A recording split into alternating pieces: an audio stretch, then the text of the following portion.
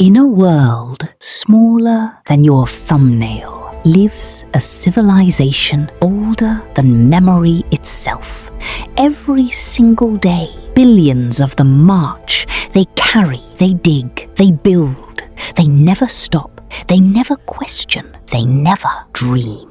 But once, in a colony buried beneath an ancient oak tree in the heart of a forgotten forest, there was one ant who dared to ask why. His name was Kael. And from the very first day he hatched from his egg, he was different. While every other young ant rushed forward to learn their assigned role, soldier, worker, builder, digger, Kael sat at the entrance of the colony and watched the sky. He watched a single raindrop fall in slow motion from a leaf edge 30 times his height. He watched a pine cone spiral down like a falling tower. He tilted his head at clouds. Ants don't tilt their heads at clouds. That's not a thing ants do. But Kael did. He asked questions no ant in the colony's 400-year history had ever thought to ask. Why do we always carry grain to the east chamber and never the west? He asked Elder Marrow one morning. Because that is what we do, said Elder Marrow, clicking his mandibles shut like a door being slammed in a face. Kael nodded. He picked up his grain. He kept walking. But the question didn't go away.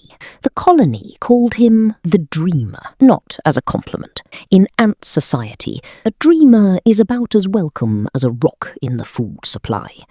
Day after day, Kael carried grain like everyone else. He was never late, never lazy. He carried his weight, literally. But while he worked, his mind moved. He noticed things, small things, things others stepped over. He noticed the eastern soil was becoming damp, unusually damp, weeks before the rains came. He noticed the great oak's roots were slowly pressing through the colony's western walls. He noticed the food chamber held thousands of grains, but every single grain was the same kind, dried grass seed, nothing else. What if the grass doesn't grow next season? He asked the grain master one afternoon. The grain master looked at him the way you'd look at someone who suggested the sun rises from the west. It has always grown. It will always grow. Now carry your grain, Kael, and leave the thinking to those assigned to think. Kael said nothing. He carried his grain, but that night he lay awake. Then came the day that changed everything. Kael was on his standard grain run, third trip of the morning, when he drifted just slightly off the marked trail. And there, wedged between two smooth river stones at the base of the ancient oak, he found something, a seed, round, dark, dense, about the size of his head. He picked it up. He held it to the light filtering down through the forest canopy like golden pillars, and it smelled of something ancient, something that made him feel like he was standing at the edge of a very long story. Every instinct told him, leave it. It's not grain. It carries no caloric value the colony recognizes. It has no assigned place. No protocol covers it. But Kael kept it. He hid it beneath his sleeping chamber, wrapped in a piece of damp moss, and every night, before he closed his eyes, he held it and asked the question no one could answer. What could you become? Kael said to himself. 3 days later, the sky cracked open. Not a normal rain, a flood, the kind that visits a forest once in 100 years, and when it leaves silence where there used to be life. The warning signal reached the colony at dawn. 3 long, bone-deep vibrations through the ground that every ant felt in their legs before they heard it in their minds.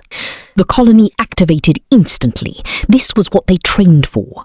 Every worker loaded maximum grain weight. Soldiers formed perimeter walls. The queen was sealed into her transport chamber. 10,000 ants moved as one machine. The protocol was clear. Reach the emergency mound, a raised hill 200 ant lengths to the north. Carry as much food as possible. They had drilled this. They knew this. Grain equaled survival. Survival equaled grain. Kael grabbed his grain load. He joined the march. The water was already seeping through the eastern entry points. And then Kael stopped. He turned back. Elder Maro grabbed his antenna with both forelegs. "Kael, do not! There is no time! Move!" "One moment," said Kael. He dove back into his chamber. He left his entire grain load on the floor. He picked up one thing, the seed. He ran. The ants around him stared as he rejoined the march, carrying nothing but a small dark ball. He left a full grain load for a rock? The dreamer's finally broken completely. The queen, carried on her royal platform above the crowd, watched Kael pass below her. She said nothing, but her eyes did not move from him. The flood lasted 4 days. When it pulled back, it took with it everything the colony had built in the eastern chambers. 3 months of stored grain, tunnels carved over generations, the nursery walls, the grain master's entire archive gone.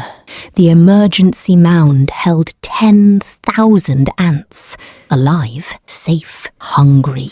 The grain the workers had carried, between them all, 3 days of food, 4 if they rationed. A colony of 10,000, 4 days.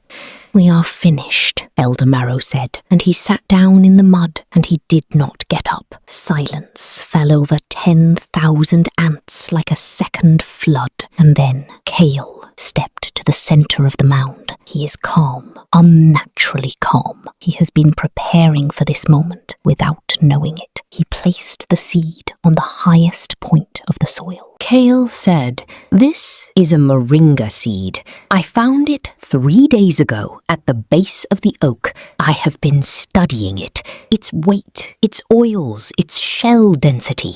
It is one of the fastest growing food trees on this continent. If we plant it here, in this elevated soil, with the floodwater now enriching the ground around us, it will grow.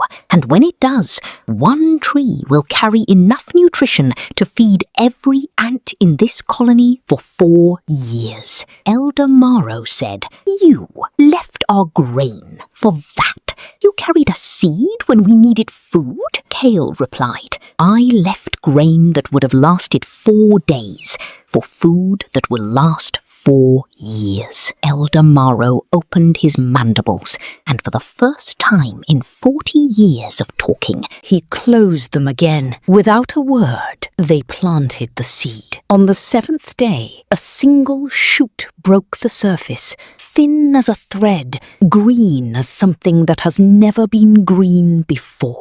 It grew, slowly at first, then with a speed that made the ants step back and watch in silence. Within weeks, a sapling. Within 2 months, shelter. Within a season, its pods split open, and inside them was more food than the colony had stored in 3 years. But here is the twist that no one in the colony knew, not even Kael. The queen summoned Kael alone, deep in the mound, in a chamber lit by a single bioluminescent fungus. She sat across from him in silence for a long moment. "I have been waiting for you, Kael. Not days, not seasons, 60 years, Queen Mara said to Kael. "But Kael don't understand." Then Queen said, "She was not born into this colony. She was born into one deep in the Northern Valley, a great colony, 40,000 strong. They had perfect protocol, perfect storage, perfect soldiers. When the 100-year flood came to their valley, every ant did exactly what they were trained to do. They saved grain, they followed orders, they trusted the system completely. They starved in 8 days. Every one of them, She was the only survivor. She was young. She walked south for 11 days and built this colony from 4 eggs and bare soil, and then designed every rule, every protocol, every tradition they have ever followed, not because they were perfect, but because she needed to see. In 10,000 ants, across 400 years, would even one think beyond the system? Would even one notice what the system could not see? Would even one carry the question instead of the answer? Queen said, "You are not the dreamer, Kael. You are the reason this colony will be alive when the next 100-year flood comes." The colony rebuilt. Kael was given a new title, the first ever Chief Observer. His only task, to walk slowly where others ran fast, to notice what others stepped over, to ask why when everyone else was too busy carrying.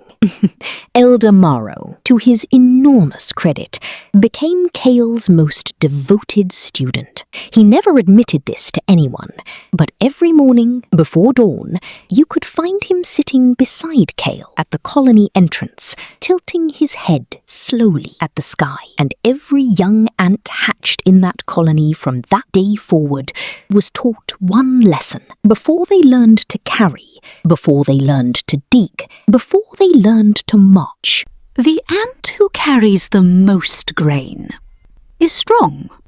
The ant who stops and asks why we carry grain at all is the one who keeps everyone alive. In a world that measures worth by how much you produce and how fast you move, never forget to make room for the ones who move slowly, because they are looking further ahead than everyone around them. They are not falling behind. They are already somewhere you haven't imagined yet.